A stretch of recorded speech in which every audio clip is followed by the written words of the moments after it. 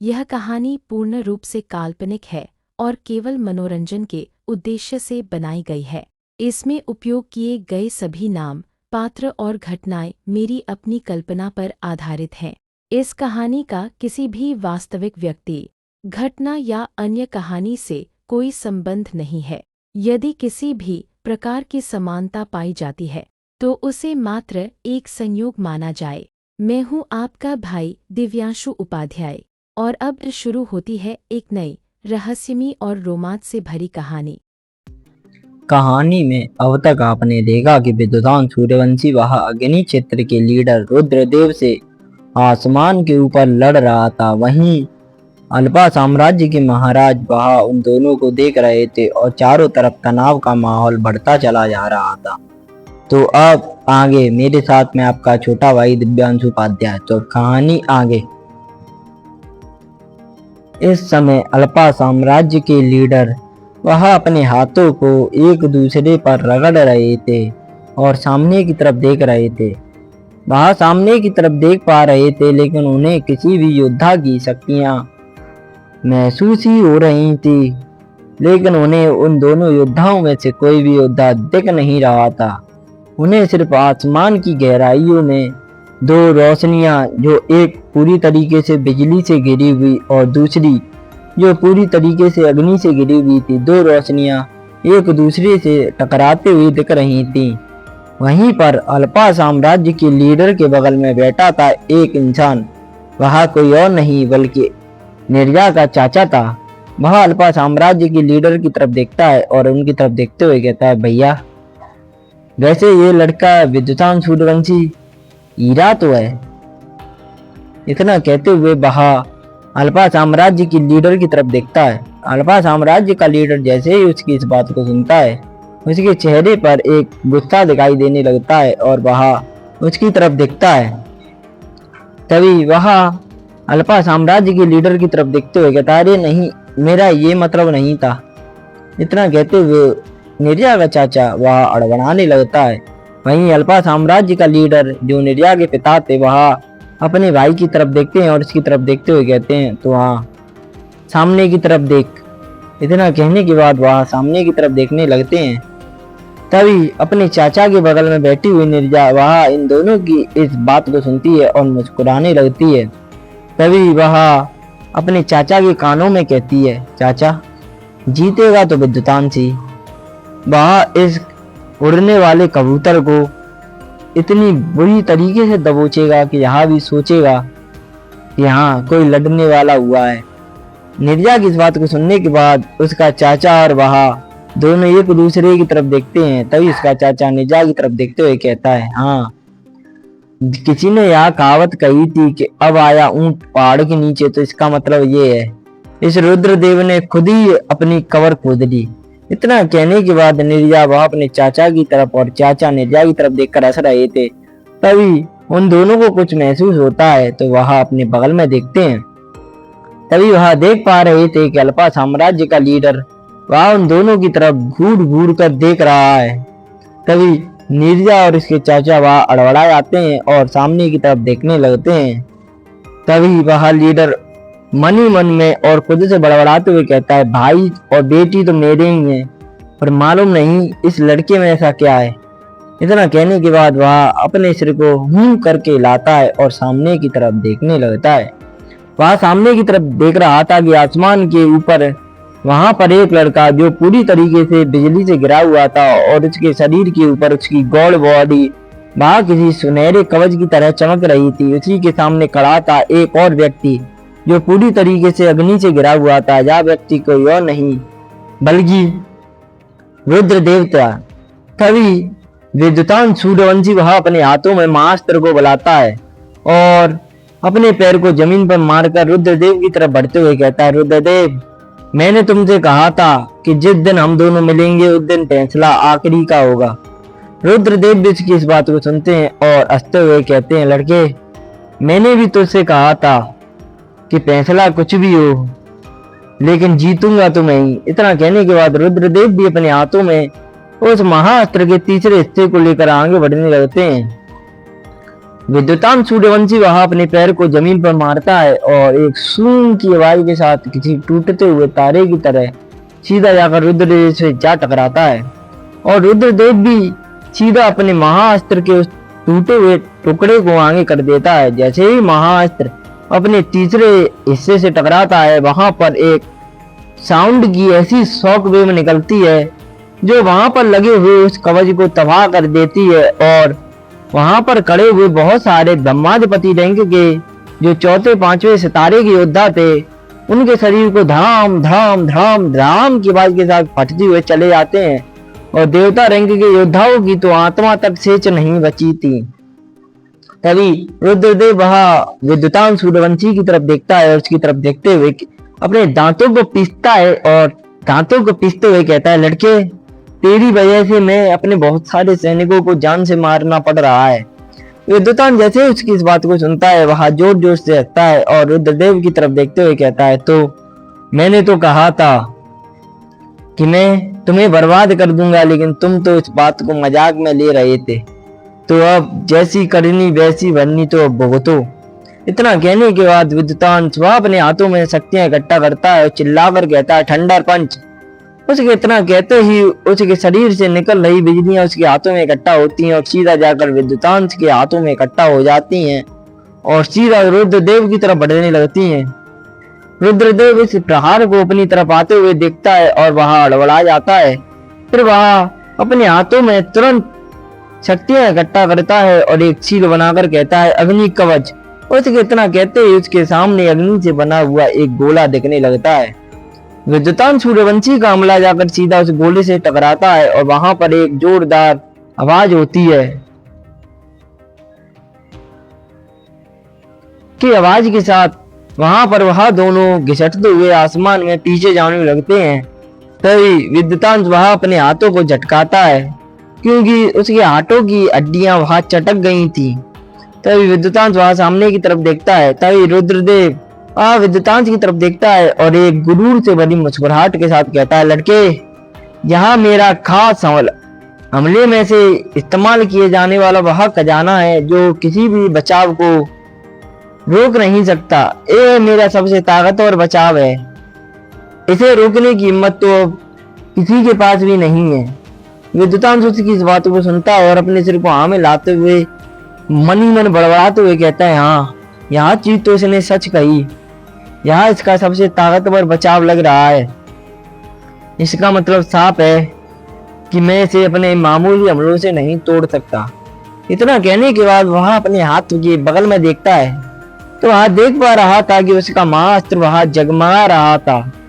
तभी विद्युतांश के दिमाग में कुछ आइडिया आता है और वह अपने पैर को जमीन पर मारता है और वहां पर चारों तरफ धूल छटने लगती है। वहां पर धूल के गुहार के बीच से एक त्रिशूल सूं की आवाज करते हुए निकलता है। वहां कोई और नहीं बल्कि विद्युतांश का महाअस्त्र त्रिकालंग था जो कि अभी अधूरा था। महाअस्त्र त्रिकालंग वहां सूं की आवाज करते हुए आगे बढ़ता है और सीधा जाकर उस अग्नि से बने हुए कवच से जा टकराता है। जैसे ही महाअस्त्र उस अग्नि से बने हुए कवच से टकराता है, वहां पर एक जोरदार धमाका होता है और जोरदार धमाके के साथ वह पूरा का पूरा अग्नि कवच वहां डगमगा जाता है और धम की आवाज के साथ जैसे कि कोई कांच टूटा हो उस तरह टूट कर बिखर जाता है। तभी रुद्रदेव वह तुरंत अपने हाथ से उस महाअस्त्र को पकड़ लेता है और मुस्कुराते हुए कहता है, तो आखिरकार मैंने तुझे हासिल कर ही लिया। इतना कहने के बाद वह विद्युतान सूर्यवंशी की तरफ देखता है। तभी वह देखता है उसके सामने एक लड़का खड़ा हुआ है। तभी रुद्रदेव वहां अपने पैर को जमीन पर मारता है और सूं की आवाज करते हुए सीधा विद्युतांश की तरफ बढ़ने लगता है। फिर वह अपने हाथों में शक्तियां इकट्ठा करता है और उन शक्तियों को अपने महाअस्त्र के तीसरे हिस्से में भेज देता है। जैसे ही वह शक्तियां उसके महाअस्त्र के तीसरे हिस्से में जाती हैं, वह हिस्सा जोर से जगमगाता है और सीधा जाकर उसके सामने खड़े हुए लड़के यानी विद्युतान सूर्यवंशी से जा टकराता है। जैसे ही वह हिस्सा विद्युतान सूर्यवंशी से टकराता है, धड़ाम की आवाज के साथ विद्युतांश के शरीर से वहां टकरा जाता है और वहां पर एक ऐसा जोरदार धमाका होता है कि मानो पूरी की पूरी दुनिया हिल गई हो। और समय एक पल के लिए थम गया हो। तभी कुछ समय बाद वहां से वहां शांति हटती है, तो वहां पर देखते हैं कि विद्युतान सूर्यवंशी वह इस समय जमीन पर पड़ा हुआ है और उसके पास ही एक व्यक्ति खड़ा हुआ है। वह व्यक्ति कोई और नहीं बल्कि रुद्रदेव है। तभी रुद्रदेव वह विद्युतांश की तरफ देखता है और उसके छाती पर पैर रख देता है। रुद्रदेव के इस भयावह रूप को देखने के बाद वहां पर खड़े हुए सभी लोग वहां कांप जाते हैं और निर्जा कहे तो मानो होठ दांत के नीचे आ गए थे, जिससे उसके मुलायम होठ जो कि किसी फूल की तरह थे, उनके अंदर से फूल निकलने लगता है और निर्जा हड़बड़ा जाती है और वह हड़बड़ाते हुए सामने की तरफ देखती है और आगे बढ़ने लगती है। तभी निर्जा के पिता और हड़प्पा साम्राज्य की लीडर वह अपने सैनिकों को हुक्म देते हैं और निर्जा को रोक देते हैं। तभी वह निर्जा की तरफ देखते हैं और निर्जा की तरफ देखते हुए कहते हैं, देखो यहाँ पर नियम साफ है कि जो भी जीतेगा वही तुमसे विवाह करेगा। इसका मतलब साफ है, एक को मरना होगा और तुम बचाव के लिए नहीं जा सकती। निर्जा जैसे ही अपने पिता के इस बात को सुनती है, वह गुस्से में अपने पिता की तरफ देखती है और गुस्से में देखते हुए कहती है, पिताजी यहाँ आप अन्याय कर रहे हैं। इतना कहने के बाद निर्जा वह अपने पिता की तरफ देखती है। तभी उसके पिता निर्जा की इस बात को सुनते हैं और उसकी तरफ देखते हुए कहते हैं, नहीं, मैं कुछ अन्याय नहीं कर रहा, जो सत्य है सो सत्य है। अगर ये जंग रोकनी है तो तुम अग्नि क्षेत्र की लीडर रुद्रदेव से शादी के लिए हाँ कर दो। निर्जा जैसे ही अपने पिता की इस बात को सुनती है, वह अपने पिता की तरफ घूर घूर कर देखती है और उनकी तरफ देखते हुए कहती है, मुझे मरना पसंद है, लेकिन मैं कभी भी इस रुद्रदेव से शादी के लिए तो हाँ नहीं करने वाली। इतना कहने के बाद वह सामने की तरफ देखती है तो देखती है कि इस समय विद्युतांश सूर्यवंशी वह जमीन पर पड़ा हुआ है।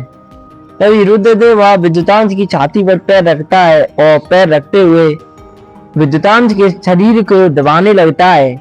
तभी वह विद्युतांश की तरफ देखते हुए कहता है, लड़के, ओ मुझे माफ करना लीडर विद्युतांश सूर्यवंशी। इतना कहकर वह जोर जोर से हंसने लगता है। हा हा हा हा हा हा हा हा हा हा हा। अब यह लड़की भी मेरी, यह त्रिकालंग भी मेरा और तेरा पूरा का पूरा सूर्यवंशी साम्राज्य भी मेरा। इतना कहने के बाद वह जोर जोर से हंसने लगता है। तभी विद्युतांश वह अपने होठों के किनारों से बहते हुए कूनी को पहुंचता है और सामने की तरफ देखता है और वह रुद्रदेव की तरफ देखते हुए कहता है, तो तुम्हें लगा कि तुम इस अस्त्र को लेकर इसे काबू कर सकते हो। रुद्रदेव वह विद्युतांश की तरफ देखता है और कुछ सोचते हुए उसकी आंखों में एक चमक आती है और उसके बाद वह विद्युतांश की तरफ देखता है और विद्युतांश को अपनी शक्तियों से वहीं पर बेड़ियों में बांध देता है और वहां से पीछे की तरफ बढ़ने लगता है और वहीं रणभूमि में खड़ा होकर वह अपने हाथों में कुछ इकट्ठा करने लगता है और उसकी अंगूठी जो उसने अपने सीधे हाथ की तीसरी उंगली में पहन रखी थी, वह हीरे की तरह जगमगाने लगती है और वहां से एक नीले कलर का दिखने वाला लिक्विड निकलने लगता है। विद्युतांश वहां उस लिक्विड को देखता है और वह उस लिक्विड को देखकर एक ही बार में पहचानता है और पहचानते हुए कहता है, महाशक्ति लिक्विड। इतना कहते हुए विद्युतांश वह रुद्रदेव की तरफ देखता है। तभी रुद्रदेव वह विद्युतांश की तरफ देखता है और उसकी तरफ देखते हुए कहता है, हाँ, महाशक्ति लिक्विड। या जिसे कहकर रुद्रदेव वहां हंसने लगता है। इस समय वहां पर खड़े हुए सभी लोगों की आंखों से लालच साफ साफ दिखाई दे रहा था। उन सभी लोगों की नजर इस समय उसके सामने लगे हुए उस महाशक्ति लिक्विड पर थी। तभी वह लीडर जिसका नाम रुद्रदेव था, वह जोर जोर से हंसता है और उस महाशक्ति लिक्विड को महाअस्त्र त्रिकालन के हिस्से के ऊपर डाल देता है। जैसे ही वह नीले कलर का लिक्विड महाअस्त्र त्रिकालन के तीसरे हिस्से के ऊपर गिरता है और वह बचे हुए लिक्विड को अपने सामने रखे हुए महाअस्त्र की तरफ फेंक देता है। जैसे ही दोनों तरफ वहां महाअस्त्र लिक्विड गिरता है तो महाअस्त्र वहां जगमगाने लगता है और आसमान में ऊपर की तरफ जाने लगता है। जैसे जैसे वह दोनों ऊपर की तरफ जा रहे थे, मानो प्राकृतिक में बदलाव होने लगे। पूरा का पूरा प्लूटो ग्रह वहां कांप गया था। इस समय प्लूटो ग्रह के ऊपर जो 17वें आयाम में कैद प्रलय राज्य की आत्मा थी, वह भी हड़बड़ा गई थी और वह भी हड़बड़ाते हुए नीचे की तरफ देखने लगती है और हड़बड़ाते हुए कहती है, ये तो इतनी ताकतवर गर्जन है। इसका मतलब साफ है कि त्रिकालंग वहां जुड़ने वाला है, लेकिन ये सब कैसे हो सकता है? इसके लिए तो मैंने अपने सबसे ताकतवर प्यादे कली की भी बलि देने के पीछे नहीं हटा, लेकिन यहाँ महाअस्त्र जुड़ कैसे सकता है? इतना कहते हुए वहां प्रलय राज कांप रहा था और उसकी जीव अड़बड़ा रही थी। यहीं से दूर, उन 16 आयामों में से दूर, एक ऐसे आयाम में जहां पर चारों तरफ रोशनी ही रोशनी थी, यहाँ पर चारों तरफ सफेद बादल जगमगा रहे थे, वहीं पर एक सोने जैसा दिखने वाला चौतरा, उसके ऊपर बैठा था एक व्यक्ति। वह व्यक्ति तुरंत अपनी झटके से आगे खोलता है और उन शक्तियों को महसूस करते हुए कहता है, इतने समय बाद महाअस्त्र को जोड़ने की इतनी भयावह कोशिश कौन कर सकता है?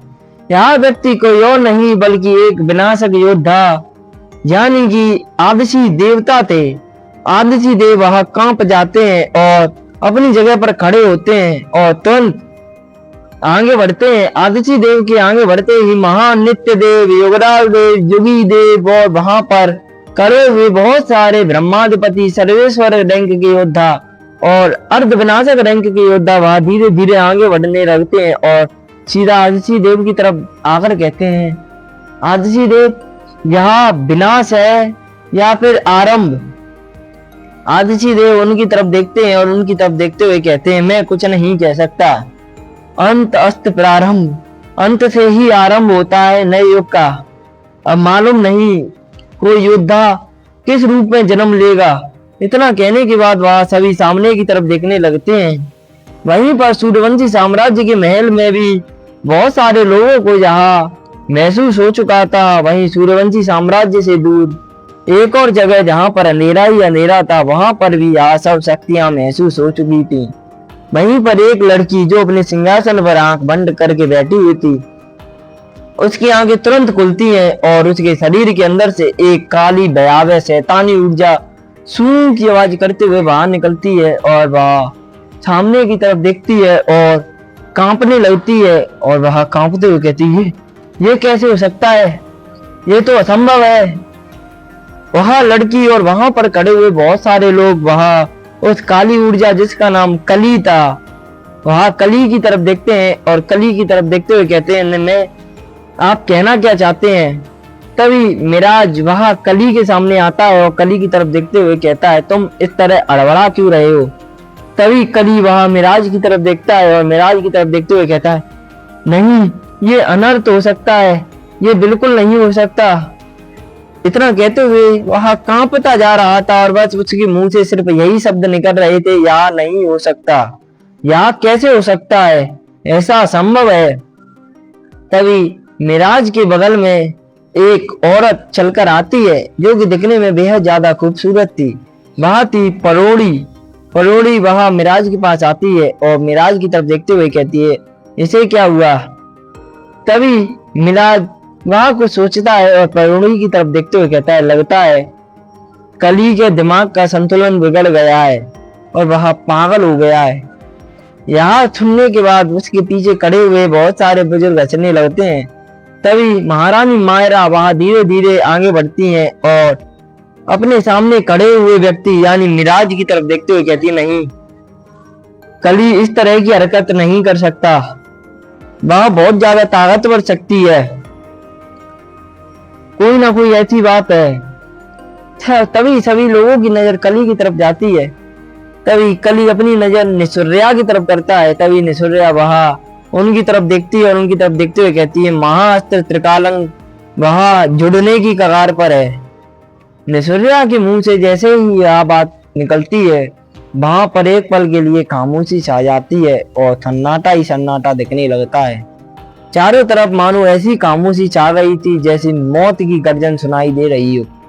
वहां गुफा जहां पर शैतानों की गूंजे हुंकारें सुनाई दे रही थी। अब वहां पर एकदम ऐसी शांति छाई थी कि मानो कि शोक का सा माहौल हो गया हो।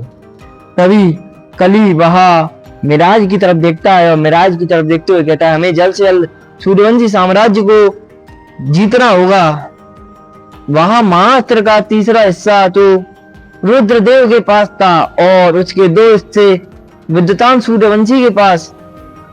तभी वह इतना कहता है, तभी उसकी आंखें उसमें खौफ दिखने लगता है। ऐसा ही हाल मिराज, मायरा, परुणी, कहरोचन और वहां पर खड़े हुए बहुत सारे लोगों का था।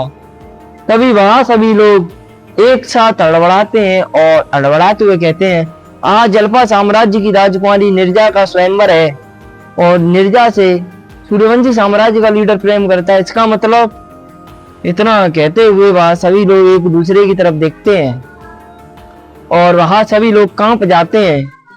इसका मतलब साफ था कि रुद्रदेव वो विद्युतान सूर्यवंशी के सामने हार चुका है और विद्युतान सूर्यवंशी ने उस महाअस्त्र को छीन लिया है और रुद्रदेव से उस महाअस्त्र को छीनने के बाद उसने उसे जोड़ दिया है। इसका मतलब साफ था कि विद्युतान सूर्यवंशी अब बहुत ज्यादा ताकतवर होता चला जा रहा है और महाअस्त्र के जुड़ने पर उसे एक ज्यादा एडवांस एक चीज और मिल गई, जिसके लिए नाम से कली बहुत ज्यादा कांप रहा था और वहां खुद में बड़बड़ाते हुए कहता है, परम ब्रह्म परमेश्वर शील। कली के इतना कहते ही उसकी आंखों में खौफ दिखने लगता है और उसे वही पल याद आता है जब आदित्य देव ने उसके शरीर को तबाह करके उसके ऊपर ऐसी सील चढ़ाई जिससे कली इतनी ताकतवर शक्ति होने के बाद भी आज एक औरत के शरीर के अंदर कैद है। यह सब सोचते हुए कली वहां कांप ही रहा था। तभी मिराज वहां पीछे की तरफ देखते हैं और सभी सैनिकों से चिल्लाते हुए कहता है, हम जल्द से जल्द ही सूर्यवंशी साम्राज्य पर हमला करेंगे और अब हमला हम परसों करेंगे। जाओ, जाकर सभी लोग तैयार हो और हमारे जितने भी मित्र दल हैं उन सभी को संदेश भेजो। इतना कहते हुए मिराज वहां कली की तरफ देखने लगते हैं। वहीं इस जगह से बहुत दूर आसमान की गहराइयों में एक आयाम जो कि पूरी तरीके से किसी हरे हीरे की तरह चमक रहा था, उस आयाम का नाम था अल्फा आयाम। उस अल्फा साम्राज्य के अंदर तो माहौल कुछ और ही था। वहां पर ग्राउंड में एक लड़का जिसने सोने की कवच पहना हुआ था, वहां पूरी तरीके से जंजीरों में बना हुआ था और उसके सामने एक लड़का जिसने अग्नि से घिरा हुआ कवच पहना हुआ था। उसके हाथ में थे दो महाअस्त्र जो कि आसमान में घूम रहे थे और उनकी ध्वनि इतनी ज्यादा भयावह थी कि पूरा का पूरा अल्फा साम्राज्य वहां कांपने लगता है। जमीनों पर दरारें पड़ने लगती हैं, आसमान फटने लगते हैं और चारों तरफ प्रलय ही प्रलय का मौसम दिखाई देने लगता है। तभी रुद्रदेव वहां विद्युतान सूर्यवंशी की तरफ देखता है और उस महाअस्त्र की तरफ देखते हुए जोर जोर से हंसने लगता है और चिल्लाकर कहता है, आखिरकार मेरा सपना पूरा हुआ, आखिरकार मुझे मिल ही गया। इतना कहने के बाद वह जोर जोर से किसी राक्षस की तरह चिल्ला चिल्ला कर हंस रहा था। विद्युतान सूर्यवंशी भी उसकी इस बात को सुनता है और वह अपने दांतों को पीसते हुए वहां सामने की तरफ देखने लगता है। तभी विद्युतान के चेहरे पर इस समय ऐसी मायूसी दिखाई दे रही थी कि मानो उसने बहुत कुछ खो दिया हो। उसके चेहरे की मायूसी को देखकर वह रुद्रदेव वहां जोर जोर से हंसता है और विद्युतान सूर्यवंशी की तरफ देखते हुए कहता है, तो तुमसे मैंने कहा था कि जब हमारी आखिरी मुलाकात होगी तब तुम मुझसे बचकर नहीं जा पाओगे। इतना कहने के बाद वह अपनी नजरें महाअस्त्र की तरफ करता है तो वह देखता है कि महाअस्त्र त्रिकालम के चारों तरफ एक सोने जैसा दिखने वाला कवच दिखने लगता है और चारों तरफ वहां पर आसमान फटने लगता है और वहां पर बहुत सारी शक्तियां घूमने लगती हैं और महाअस्त्र के चारों तरफ इतनी ज्यादा भयावह शक्तियां घूम रही थी कि मानो वहां पूरे के पूरे इस ब्रह्मांड जिसका नाम शक्ति ब्रह्मांड था उसे तबाह करने की ताकत रखती हो। प्लूटो को तो वहां सिर्फ अपने दबाव मात्र से फाड़ने की ताकत रखती हो। त्रिकालम इस तरह जगमगा रहा था कि मानो वहां किसी हीरे से बना हुआ हो। उसके चारों तरफ बिजलियां, अग्नि, हवा, प्राकृतिक यानी कि पांचों मूल तत्व शक्तियां घूम रही हो और वह आसमान की गहराइयों में अनंत ब्रह्मांड के बीच स्थित एक ऐसा नजारा दिखाई दे रहा हो जैसे कि वह तबाह करने के लिए तैयार हो। तभी महाअस्त्र त्रिकालंग वहां धीरे धीरे घूमने लगता है और वहां पर एक ऐसा जोरदार धमाका होता है जो कि पूरे के पूरे अल्पा साम्राज्य को हिला देता है और अल्पा साम्राज्य वहां धड़ाम की आवाज के साथ उसकी पूरी भूमि चटक जाती है और वहां पर ऐसा दबाव बनता है कि मानो वहां पर खड़े हुए लोग वहां खुद ब खुद घुटनों के बल आ गए हों। मानो वहां पर अल्पा साम्राज्य में कोई देवता जो कि अपार शक्तिशाली परम शक्तिशाली था उसने प्रवेश कर लिया हो, जिसके दबाव उसकी आवाज से पूरा का पूरा अल्पा साम्राज्य वहां कांप रहा था और वहां आसमान की गहराइयों में अनंत ब्रह्मांड के बीच एक त्रिशूल जिसका नाम कुछ और नहीं बल्कि त्रिकालंग था जो कि अब पूरा हो चुका था। महाअस्त्र से अब ऐसी भयावह ताकतवर शक्तियां निकल रही थी कि कोई पूछे ही ना। त्रिकालंग इस समय इतना ज्यादा भयावह और ताकतवर दिख रहा था, उसके चारों तरफ ऐसी आभा दिखाई दे रही थी कि मानो भी कोई देवता जो स्वर्ग से उतरा हो और वहां धरती पर आ गया हो। उस महाअस्त्र त्रिकालंग की शक्ति जो उसके अंदर से निकल रही थी वहां पर बैठे हुए सभी लोगों को अपने घुटनों के बल झुकाने के लिए काफी थी। वहीं पर पूरा का पूरा अल्पा साम्राज्य के महाराज तक अपने घुटनों पर आकर बैठ चुके थे। वह बहुत कोशिश कर रहे थे लेकिन फिर भी वह अपने घुटनों के बल से खड़े नहीं हो पा रहे थे।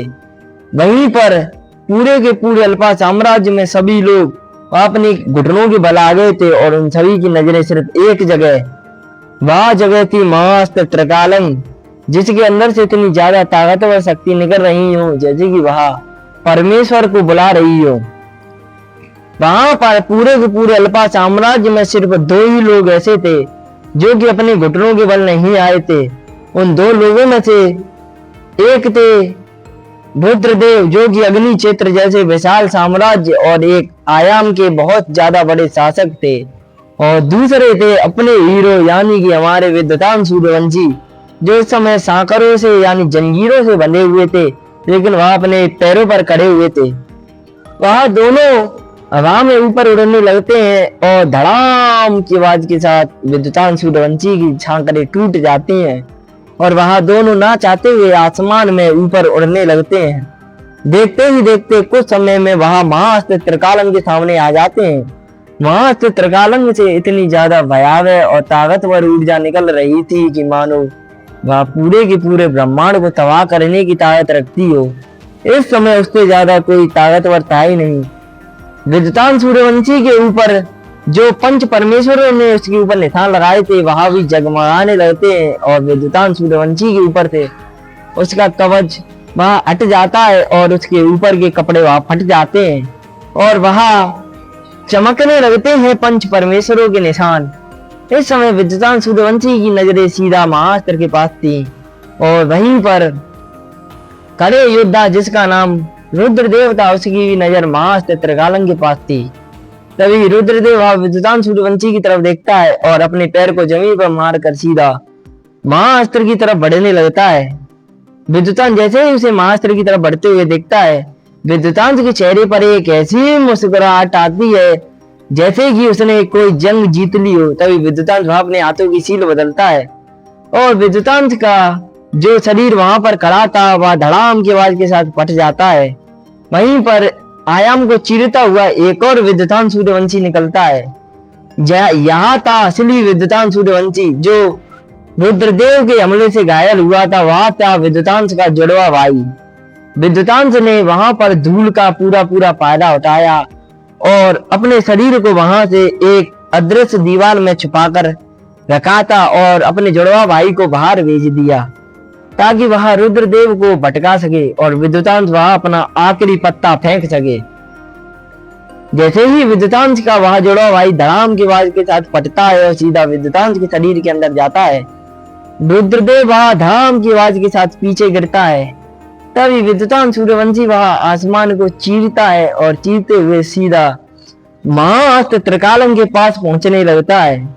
वह इस समय हवा में चल रहा था। इस समय उसकी सुनहरी गौड़ बॉडी वहां जगमगा रही थी और उसी के सामने रखा हुआ महाअस्त्र त्रिकालम भी जगमगाई जा रहा था, मानो कि वहां इतनी ज्यादा ताकत का विस्तार कर रहा हो जो कि पूरी की पूरी दुनिया को तबाह करने की ताकत रखती हो।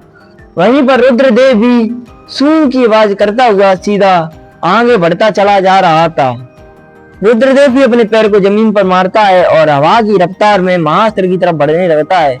उधर विद्युतान सूर्यवंशी भी अपने पैर को जमीन पर मारता है और महाअस्त्र त्रिकालम की तरफ बढ़ने लगता है। तो क्या होगा कहानी के अगले इस भाग में? महाअस्त्र त्रिकालम किसके हाथ में जाएगा और क्या विद्युतांश को मिलेगी अब तक की सबसे ताकतवर चीज परम ब्रह्म परमेश्वर चीज? जानने के लिए बने रहे मेरे साथ।